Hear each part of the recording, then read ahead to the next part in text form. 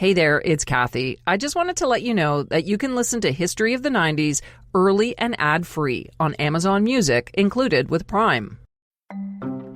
From riots in the streets of Los Angeles and the siege at Ruby Ridge, to the election of Bill Clinton and the late-night TV wars, 1992 was a pretty incredible year, with tons of transformation, excitement, along with devastation and tragedy.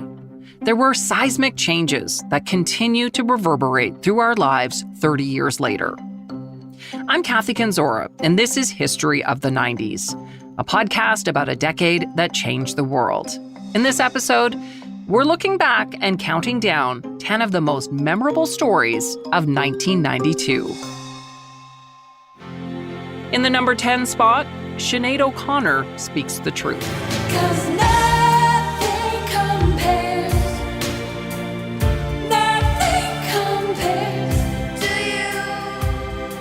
Irish singer Sinead O'Connor shot to fame in 1990, following her blistering cover of the Prince song Nothing Compares to You.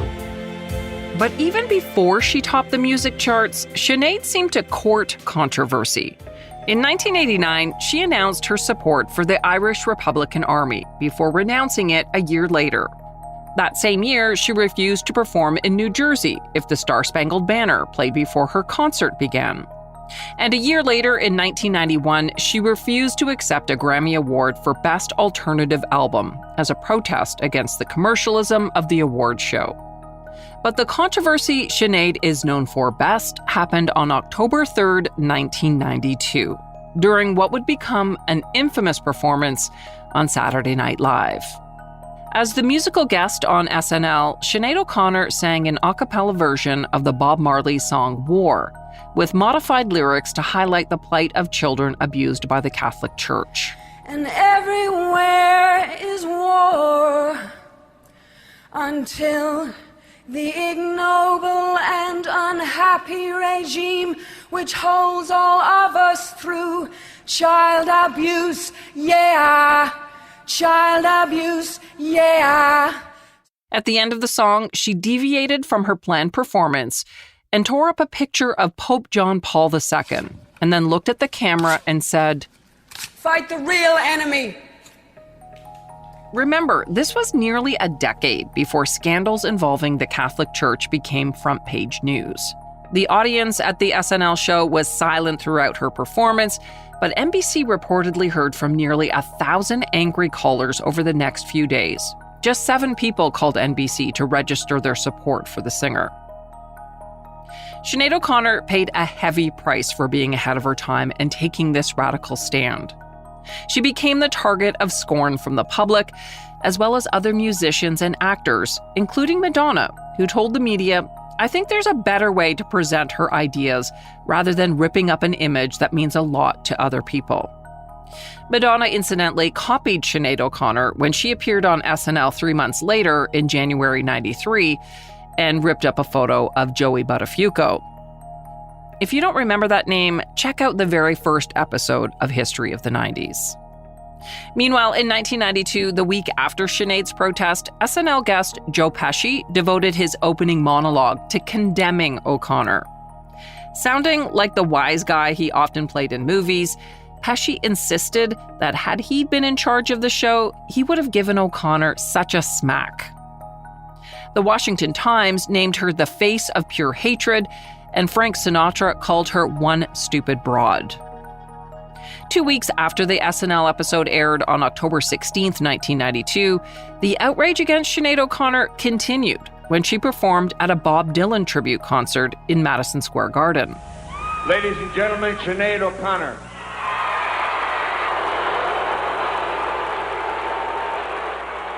She took to the stage to perform I Believe in You, but boos from the crowd stopped her from singing. Sinead fought back by again singing the song War. And then Chris Christopherson, who was the master of ceremonies for the evening, went out and gave her a big hug, telling her, "Don't let the bastards get you down." Days after the concert, a 30-ton steamroller in front of her record label's New York office crushed an enormous pile of records, cassettes, and CDs bearing O'Connor's name. Despite the outrage, Sinead O'Connor stood by her actions and clarified that she wanted to face some very difficult truths, namely the epidemic of child abuse in her native country. You see, for O'Connor, the issue was personal. As a teenager, she had spent 18 months in a place known as a Magdalene Asylum, a notorious institution for youth deemed wayward or promiscuous, where physical, sexual, and emotional abuse at the hands of clergy was common.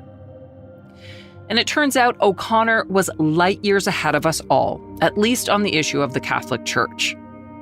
It would take decades before we would grasp the extent of abuse in the Irish Catholic Church and connected institutions, and it was much worse than we could even imagine. Last year, Sinead O'Connor released a memoir called Rememberings. In it, she says she doesn't regret her actions on SNL. In fact, Sinead said it freed her from being a pop star, something she never wanted in the first place. 1992 was a big year for another female artist, but for completely different reasons. Whitney Houston was at the top of her game with a new movie and this chart-topping hit.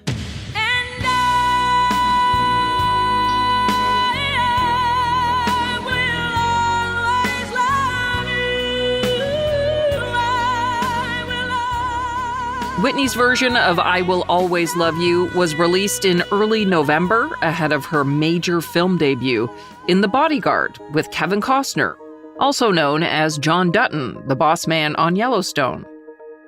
I Will Always Love You caught everyone off guard when it became an instant hit, climbing to the #1 spot on the Billboard charts within 2 weeks, where it stayed for over 3 months. In all, 1992 showcased 12 #1 singles, some more memorable than others. Case in point, Right Said Fred hit #1 for 3 weeks with the inescapable song, I'm Too Sexy. And I'm too sexy for my hat, too sexy for my hat, what you think about that? I'm a model, you know what I mean, and I do my little turn. As for top albums, Nirvana's Nevermind knocked Michael Jackson and Dangerous out of the #1 spot in January 1992. But the album that dominated for most of the year was Rope in the Wind by Garth Brooks. In the #9 spot, Hurricane Andrew tears through Florida. This is the worst I ever been in my life. As long as I live, this is the worst thing I've been in. Makes me sick. It's just the only thing I ever owned. I don't have anything. Everything's all over the place. Packing winds of 165 miles an hour, Hurricane Andrew slammed into Florida as a Category 5 storm on August 24, 1992, becoming one of the worst natural disasters in U.S. history. 61 people died as a result of Hurricane Andrew, which caused an estimated $27 billion in damage, which was a record until Hurricane Katrina in 2005 and then Hurricane Sandy in 2012. Hardest hit was southern Dade County below Miami. It was left literally a tangle of mangled lumber, metal, and glass. Houses were flattened, boats and planes were tossed, and trees fell. Homestead Air Force Base was shattered beyond recognition. More than 125,000 homes in Dade County were destroyed, leaving 1 in 10 people without a place to live. Thousands of elderly residents were reported missing by family members around the country, so teams of public health doctors and other volunteers canvassed neighborhoods looking for anyone who was trapped in the wreckage. Authorities struggled to restore basic services like electricity and water in the days following the hurricane, and people disregarded warnings to stay off the streets. Many roamed around Miami in search of ice, canned foods, gasoline, batteries, and charcoal for their grills. Finally, 5 days after the storm hit, the first of 6,000 Army troops and 1,000 Marines arrived on the scene. The government shipped in hundreds of thousands of servings of military field rations and built tent cities, offering cots, blankets, generators, and water. President George Bush Sr. was criticized for his slow response, something his son would also be accused of 13 years later when Hurricane Katrina devastated New Orleans. When Hurricane Andrew hit 30 years ago, it was like a compact buzzsaw that ripped the roofs off thousands of South Florida homes. It was so catastrophic that it led to sweeping changes in the insurance industry, weather forecasting, and disaster response. And Floridians, shocked by acres of flattened homes, rewrote the state's building codes, making them the toughest in the nation. In the number 8 spot, David Milgaard is released from prison. DNA analysis was first introduced into the criminal justice system in the 1980s, but it wasn't until the 90s that we began to see a dramatic increase in the use of the technology to overturn wrongful convictions. Here in Canada, one of the most famous wrongful conviction cases involved David Milgaard, who was released from prison in April 1992 after serving nearly 23 years behind bars for a Saskatchewan murder he did not commit. And it would take several more years after his release before he was definitively cleared by DNA evidence, which pointed directly to the actual killer. The story began on January 31st, 1969, when David Milgaard, a carefree teenage tippie, was passing through the city of Saskatoon. On that same day, a nursing assistant, Gail Miller, was sexually assaulted and stabbed to death in an alleyway. Her body was left in a snowbank. On the strength of sketchy forensics and unreliable witnesses, Milgaard was convicted of murder and sentenced to life in prison. He was just 16 years old. But his mother never gave up, doggedly confronting politicians in a bid to free her son, who she adamantly stated was innocent of the crimes. In 1990, Joyce Milgaard confronted Federal Justice Minister Kim Campbell as she exited a meeting. Campbell hurried past Milgaard, saying, "Ma'am, if you want your son to have a fair hearing, don't approach me personally." Joyce Milgaard said the snub actually gave her son's plight a boost at the national level, which until then had been a strictly regional story. When the case was finally brought before the Supreme Court in 1992, judges ordered a new trial, but the province of Saskatchewan chose not to continue with the case. Saskatchewan Justice Minister Bob Mitchell decided to stay the charges rather than have a new trial. Mitchell said the province will not try Milgaard again because it would be difficult to mount a successful prosecution 23 years after Miller died. The decision meant that Milgaard was left in a state of legal limbo. He would be released from jail, but without a new trial, his previous conviction would remain on the books. It was not the acquittal or declaration of innocence that he and his family had been pushing for. Still, Milgaard's mother, Joyce, was thrilled when she arrived at the prison to take her son home. It's a lifetime come true. Let's go inside, and we don't want to wait. We want to pick up our son and take him home. On his first night out, Milgaard and family went to a Winnipeg Chinese food restaurant where well-wishers sent over champagne, and Milgaard feasted on egg rolls and chow mein. Sadly, though, Milgaard had a very hard time adjusting to life outside prison. While behind bars, he had been subjected to physical and sexual assaults, which led to several suicide attempts. And in 1980, David Milgaard managed to escape for 77 days before being shot and recaptured by the RCMP. Outside of prison, he struggled with alcoholism and had several run-ins with the law, including arrests in Vancouver and Kingston.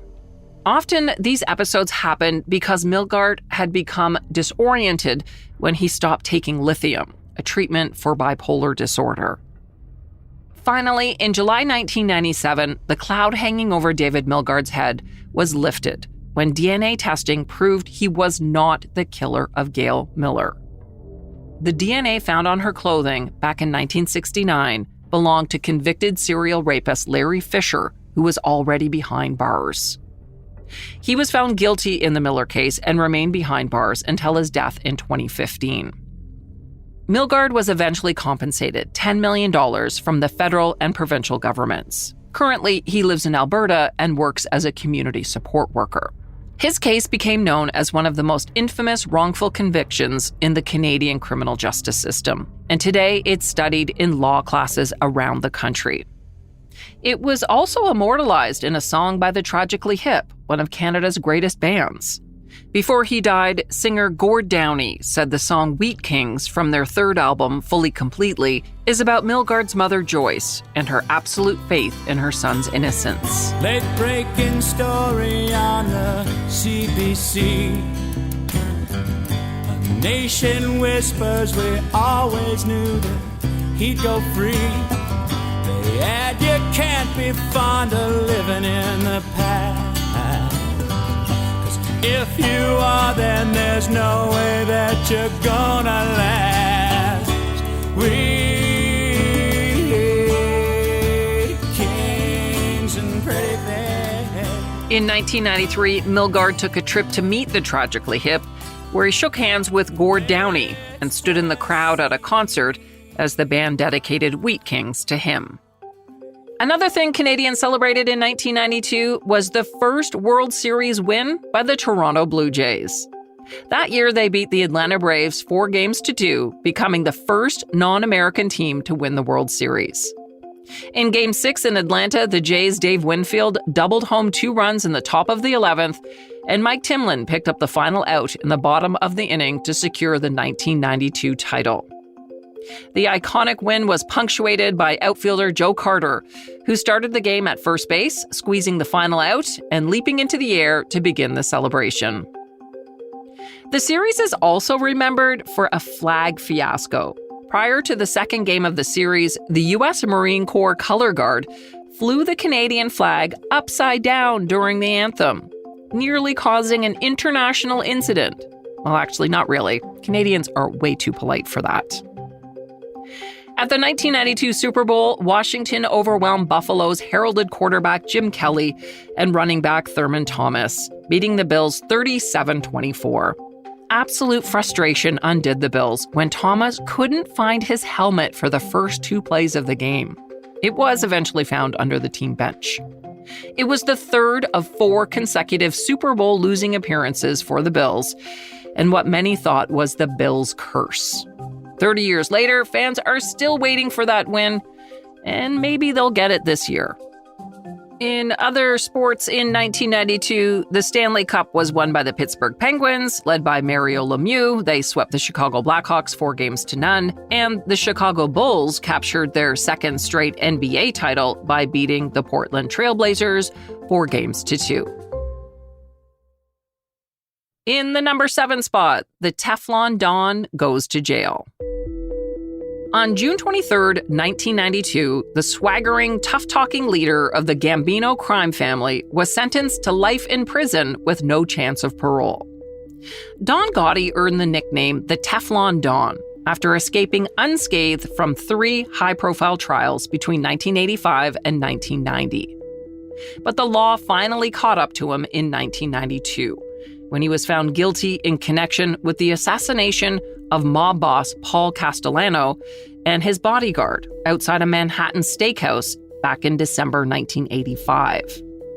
The murder was believed to be a power grab by Gotti, who became the leader of the Gambino crime family after Castellano was gunned down. Between 1985 and 1990, Gotti rapidly expanded the Gambino criminal empire, and it grew into the nation's most powerful mafia family. The family was especially known for drugs, gambling, and car theft, and had links to New York City construction, labor unions, and the garment industry. Gotti, who was known for his ruthlessness and furious temper, was also known for his colorful way of dressing, which earned him a second nickname, the Dapper Don. And unlike other mob bosses who shunned the spotlight as much as possible, Gotti courted publicity. Despite wide publicity of his criminal activities, Gotti managed to avoid jail several times, usually through witness intimidation. But then the FBI bugged his social club and other places where mob leaders held private meetings and got enough evidence on tape to indict Gotti in the murder of Castellano. At the trial, Gotti's close colleague Sammy the Bull Gravano testified against him in exchange for a reduced sentence. In a bizarre incident after John Gotti's sentence was announced, about 800 Gotti supporters who had gathered in a park across the street from the Brooklyn courthouse stormed the building. Chanting, "Set Gotti free," they smashed and overturned cars and pelted police with wood ripped from barricades. Inside, federal marshals locked the doors against the angry protesters. The crowd then attacked cars belonging to the marshals. Many of the protesters had arrived on 7 chartered buses from New Jersey, Queens, and the Bronx. They argued that the trial had been a travesty, calling it a kangaroo court. It's believed that Gotti's son, John Gotti Jr., organized the protests. The son actually took over for his dad until he too was sent to prison in 1999, and then quit the mob altogether. After that, Gotti Sr. reportedly ran the crime family from inside the prison until he died from throat cancer in 2004. Following Gotti's death, his daughter Victoria and her family starred in a reality show called Growing Up Gotti, which ran from 2004 to 2007. So my sons are in a recording studio with Gotti the rapper, and I'm a little worried. I don't want the boys pretending to be tough guys or doing some kind of potty mouth rap. She also competed on Celebrity Apprentice and made appearances on Bravo's Housewives of New Jersey and VH1's Mob Wives. Other than these reality shows, the Gambino family has mostly kept a low profile since the 1990s, and its power has also declined. They were back in the news, though, in 2019, when the family's reputed boss, Francesco Calli, was shot and killed outside his home in Staten Island. In the number 6 spot, another kind of war, the late night wars. You people watching, I can only tell you that it has been an honor and a privilege to come into your homes all these years and entertain you. And I hope when I find something that I want to do and I think you will like and come back, that you'll be as gracious in inviting me into your home as you have been. I bid you a very heartfelt good night. Johnny Carson, longtime host of The Tonight Show on NBC, said his final goodbye on May 22, 1992.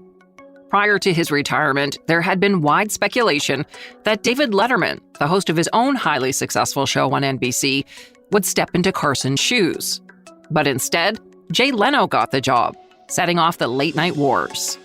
The decision by NBC surprised everyone, including Johnny Carson, who invited Letterman onto The Tonight Show one more time before he retired.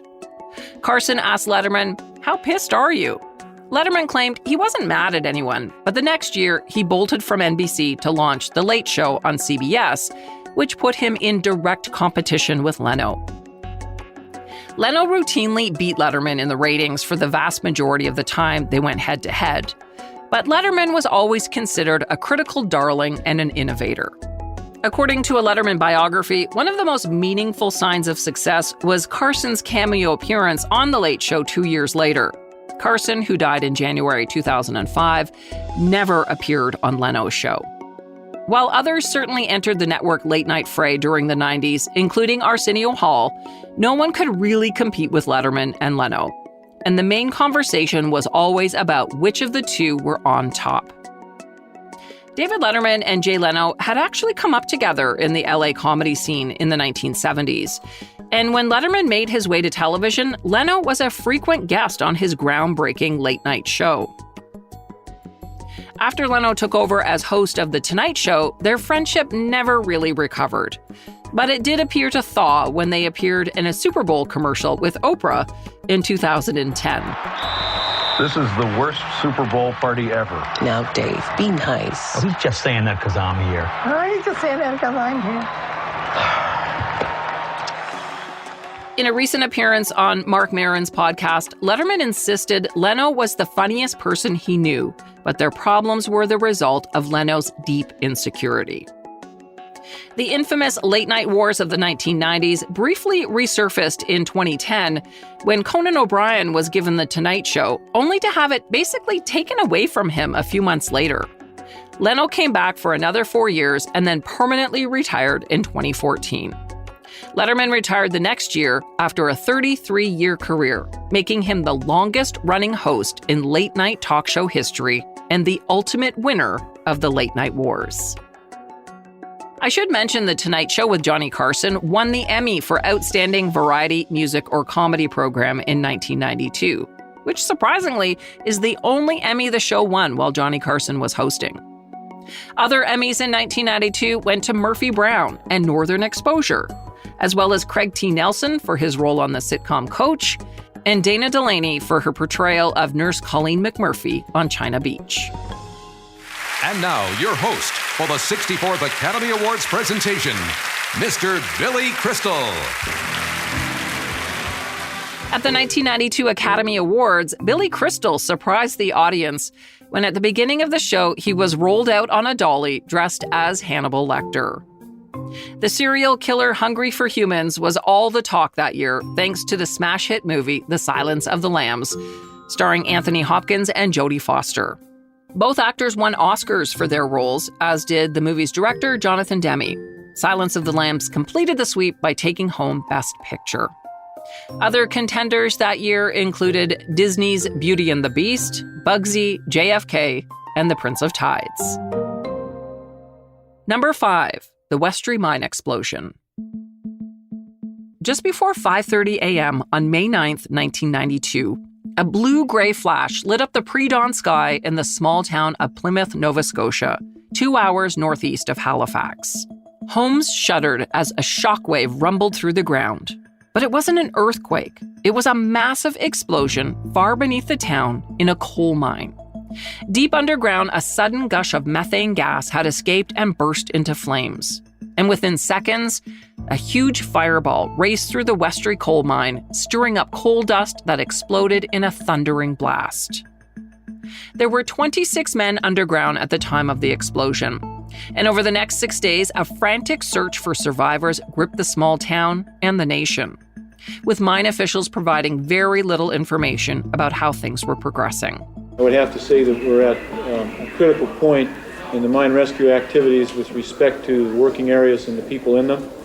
And we feel that our energies and time would be best served with the people back at the mine. Any contact with the miners? There's been no contact with the miners. The mine, which opened just 8 months before the explosion, was supposed to be a godsend for the economically depressed area of Plymouth, with promises of 15 years of steady employment. The owners of the Westry mine promised to use the latest technology to make sure it was the safest operation ever seen in the province. The day after the explosion, the mine manager, Gerald Phillips, said Westry was as safe a mine as there is. But what he didn't say was that there were problems right from the start. Within a month of Westry's official opening in September 1991, there were 3 major cave-ins. 2 months later, a Westry miner relayed a litany of safety violations to provincial inspectors. But the Labor Department failed to take action, and the miner was fired. After the explosion, rescue teams from around the province of Nova Scotia joined the search, honoring a long tradition of miners rushing to help fellow miners. The first 11 bodies were found the day after the explosion in the southwest section of the Westray coal mine, amid charred rubble and twisted machinery. A team of rescuers spent the next 3 days trying to reach the main section, and when they did, the bodies of 4 more dead miners were found. The search for the remaining men was finally called off on May 15th. Officials said the mine was too unstable and there was no reasonable possibility that anyone had survived. The bodies of 11 men were never recovered. It was the worst mining disaster in Canada since 1958, when 75 men died in a series of collapses at a coal mine in Spring Hill, Nova Scotia. After the explosion, the Westry coal mine closed, throwing about 200 people out of work, and a tangle of lawsuits and investigations began. In April 93, the RCMP charged Westray's parent company, Toronto-based Cura Resources Incorporated, and 2 of its former managers with manslaughter and criminal negligence causing death. But the case eventually fell apart when the Crown concluded convictions were unlikely. Until a public inquiry is held, the questions about what caused the explosion that killed 26 men will remain a mystery. But what families of dead miners fear the most is that no one will ever be held accountable for the tragedy at the Westray coal mine. A public inquiry was eventually held in 1995, headed up by Nova Scotia Supreme Court Judge Peter Richard. 2 years later, he released a hard-hitting report that concluded the tragedy was the result of incompetence, mismanagement, bureaucratic bungling, deceit, ruthlessness, cover-ups, apathy, expediency, and cynical indifference. The inquiry found there was little safety training at the mine, ventilation was poor, and the mine's methane detectors were often broken. The rest of the Westerray mine was knocked down in 1998. It was covered and ceded to grass.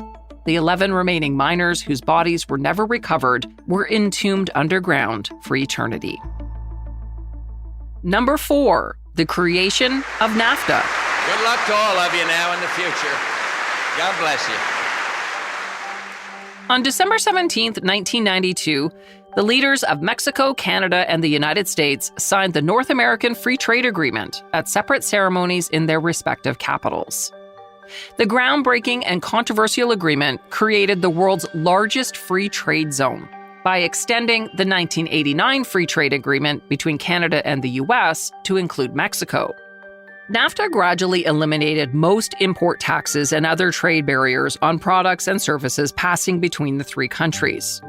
The argument in favor of NAFTA was this: setting up a free trade zone in North America would lead to increased trade and production and result in millions of well-paying jobs in all countries.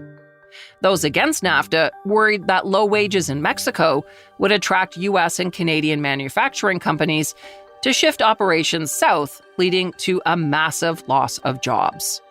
U.S. presidential candidate Ross Perot described it this way. You can move your factory south of the border, pay $1 an hour for labor, hire a young 25, that's assuming you've been in business for a long time, you've got a mature workforce. Pay $1 an hour for your labor, have no health care, that's the most expensive single element in making a car, have no environmental controls, no pollution controls, and no retirement, and you don't care about anything but making money, there will be a giant sucking sound going south. Environmentalists were also concerned about the effects of rapid industrialization in Mexico. The success or failure of NAFTA over the next 2 decades depends on who you listen to. Scholars and policymakers often disagree because they say it's not always easy to disentangle the impact of free trade from other economic, social, and political factors. But economists largely agree that NAFTA benefited North America's economies. It wasn't necessarily the magic bullet of prosperity promised by governments, but it did contribute to an explosion of trade between the three countries, as well as the integration of their economies. Of course, it also contributed to massive job losses and outsourcing in the US and Canada, especially in the auto industry. For example, data shows that global auto producers built 11 new assembly plants in North America between 2009 and 2017. All but 3 of them were in Mexico. When U.S. President Donald Trump was elected in 2016, he promised to pull out of NAFTA if it wasn't renegotiated, calling it the worst trade deal ever made. After months of tough negotiations, NAFTA was signed by all 3 countries and came into effect in 2020, with a new name and some changes. Under the new United States-Mexico-Canada agreement, for a car to be exempt from tariffs, 75% of its components have to be manufactured in North America, up from 62.5%. 40 to 45% of car parts must be made by workers who earn at least $16 per hour, and U.S. farmers got more access to the Canadian dairy market, which had been a big issue for President Trump. This new agreement remains in place for 16 years. Number 3, the battle for Ruby Ridge. On August 21st, 1992, a deadly firefight at a remote cabin on Ruby Ridge in northern Idaho sparked the birth of the modern militia movement that still exists to this day. U.S. Marshals went to Ruby Ridge looking for Randy Weaver, who had moved with his family to the cabin a year earlier after he was charged with selling illegal sawed-off shotguns to ATF agents. The former Green Beret and his wife were religious fundamentalists who distrusted the government and believed the end of the world was imminent. They had always planned to move to Ruby Ridge to live off the grid with their kids, but the couple decided to accelerate that plan after Weaver got into trouble with the law.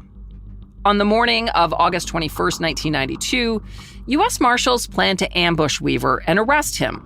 But after the family's dog found officers hiding in the woods, a firefight broke out. Weaver's 14-year-old son Sammy was killed, along with a U.S. Marshal who was shot by Kevin Harris, a friend of Weaver's who was staying with them at the time. The Weavers retreated to their cabin and laid Sammy's body in a shed. Over the next day, hundreds of federal and local officers, now under the command of the FBI, began to arrive to join the siege. An order was issued that deadly force could be used on any adult male observed with a weapon. On the second day of the siege, an FBI sniper wounded Randy Weaver as he checked on his son's body. The same sniper then shot dead Randy's wife, Vicky, as she stood behind the door of the cabin holding their infant daughter. As the siege dragged on for 11 days, media and protesters descended on the area, including neo-Nazis from the nearby Aryan Nations compound at Hayden Lake.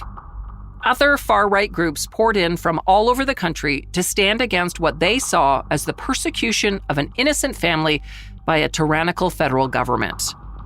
Ruby Ridge was resolved with the help of civilian negotiators, including Bo Gritz, a former Green Beret who was also a prolific conspiracy theorist and the Populist Party's presidential candidate.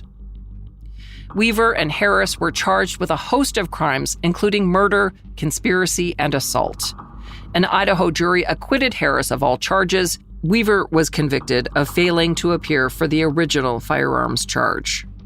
The FBI sniper involved in the case was initially charged with voluntary manslaughter, but after a protracted legal battle, the charges were dropped. In 1995, the federal government settled a $3.1 million lawsuit brought by Randy Weaver and his 3 surviving daughters. Today, Randy Weaver, who is 73 years old, lives in Montana with his daughters. If you heard earlier episodes we did on the Branch Davidians and the Oklahoma City bombing, you'll know that Ruby Ridge and the siege at Waco, Texas the following year boosted an emerging narrative by some on the far right. They believed the feds were coming for the guns and property of those like Weaver, who wanted no further contact with a country they saw as irredeemably corrupt. Bill Moreland from the Southern Poverty Law Center sums it up this way. He says Ruby Ridge became a demarcation point for the rise of the modern militia movement. It put the fertilizer in their minds, which sprouted radical anti-government beliefs. Beliefs that became even more apparent during the storming of the U.S. Capitol last January 6th. In the number 2 spot, the verdict in the Rodney King beating trial and the LA riots. At 3 p.m. on April 28, 1992, a jury in Simi Valley, California, returned a verdict of not guilty for 4 Los Angeles police officers charged in the brutal beating of an unarmed black motorist. Despite graphic videotaped evidence, the jury concluded that the officers had not broken any laws when they clubbed and kicked Rodney King. Jurors were not convinced the video told the entire story of what happened. By 6 p.m., 3 hours after the verdict, fury over the acquittal in the Rodney King case spilled onto the streets of South Central Los Angeles. If you listened to the episode we did on the 92 LA riots, you may remember it wasn't just the King case that set things off. It was also the injustice after the Latasha Harlan's death, as well as years of racial and economic inequality. The epicenter after the King verdict was the intersection of Florence and Normandy. That's where hundreds of people filled with fury and disbelief over the acquittal gathered. Some threw rocks and bottles at cars that passed through the busy intersection. And in some cases, if a car stopped, mobs of young men ran out onto the road, specifically targeting white and Korean motorists. The first police officers who arrived on the scene were quickly outnumbered and ordered to pull out of the area. Police on the scene have said they thought it would be a short pullout to regroup before coming back to take control of the area. But that's not what happened. Police didn't return to the scene for 3 hours. And while they were gone, all hell broke loose. A growing mob of people beat and robbed unsuspecting motorists who traveled through the area. A few young men directed traffic through the intersection, allowing black individuals to proceed unharmed, while all others became targets for a shower of stones and debris. At 6:46, 36-year-old truck driver Reginald Denny entered the intersection in his 18-wheeler, hauling 27 tons of sand from a quarry outside of Los Angeles. A news helicopter that hovered over the scene captured what happened next and broadcast it live to television viewers around the nation and beyond. So, folks, here's the situation from South Central. Drivers of automobiles and trucks that enter this area can expect to... oh, look at that. Terrible. And there's no police presence down here. They will not enter the area.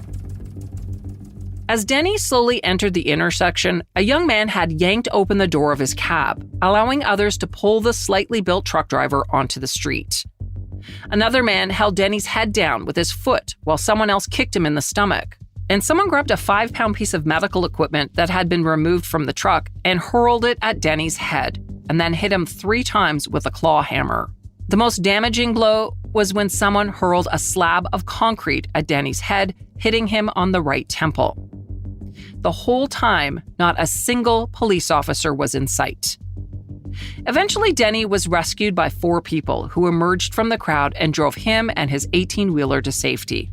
Still, no police were present, and the rioting mob spread beyond Normandy and Florence. By 8 o'clock that night, complete anarchy spread across South Central LA and other parts of the city. Liquor stores, grocery stores, retail shops, and fast food restaurants were looted, destroyed, and torched, with at least 150 fires burning across the city. The smoke in the air was so thick that flights heading into Los Angeles Airport had to be rerouted. 5 hours after the verdict, the governor of California finally declared a state of emergency and called in the troops. Over the next several days, more than 1,100 Marines, 600 Army soldiers, and 6,500 National Guard troops would patrol the streets. On the 3rd day of rioting, hundreds of reporters gathered outside the office of a Beverly Hills lawyer to hear Rodney King make a public statement about the chaos. The young man whose case was at the center of the controversy stepped into a swarm of reporters, nervous and barely audible, his voice lost at times to the blasting sounds of helicopter rotors overhead. King appealed for peace. I just want to say, can we all get along? Can we get along? Can we stop making it horrible for the older people and the kids? And I mean, we've got enough smog here in Los Angeles. Let alone to deal with the setting these fires and things. It's just not right. From April 30th to May 4th, dusk to dawn curfews were enforced in the city and county of Los Angeles until the riots were finally extinguished. 50 people died and thousands more were injured. And thousands of buildings throughout the city were damaged or totally destroyed, causing more than $1 billion in damages. About half of the damage was sustained by Korean-owned businesses. If riots are the language of the unheard, as stated by Dr. Martin Luther King, the 1992 LA riots told the world loud and clear that something was broken and needed desperately to be fixed. And the number one story from 1992 goes to Bill Clinton, who became the 42nd president of the United States. You can trust us to wake up every day remembering the people we saw in the bus trips, the people we saw in the town meetings.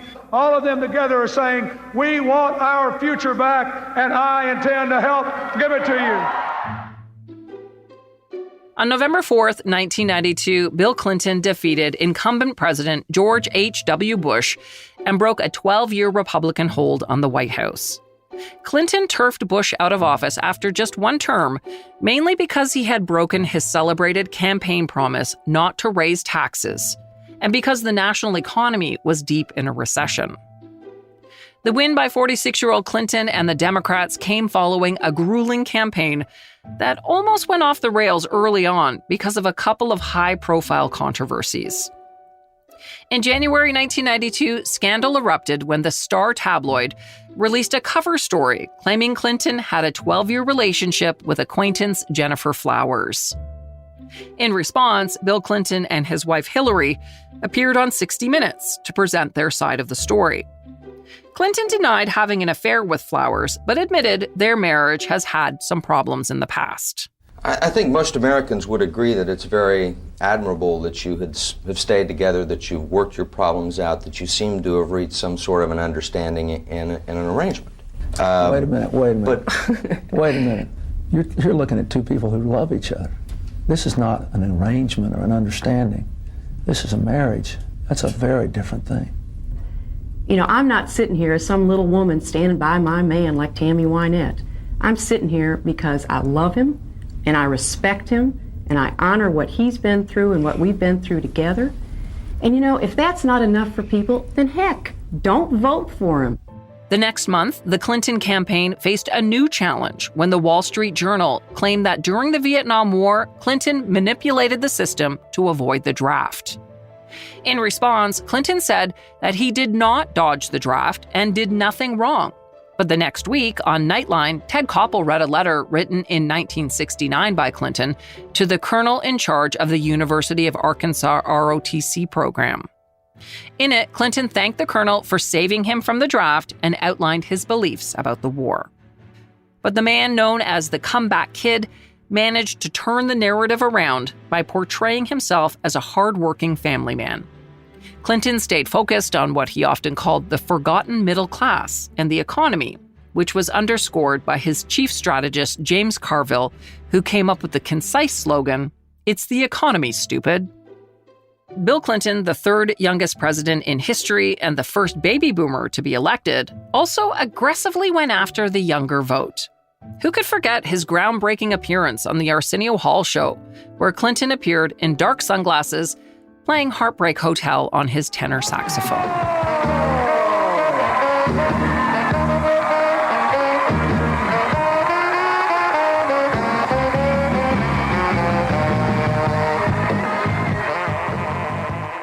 Clinton's performance on Arsenio, along with appearances on Larry King Live and an MTV Town Hall, marked a turning point in the polls, helping revitalize his campaign and tap a new cross-section of young and Black voters. But many in the political class and the press weren't impressed, calling the saxophone gig indecent, embarrassing, and undignified.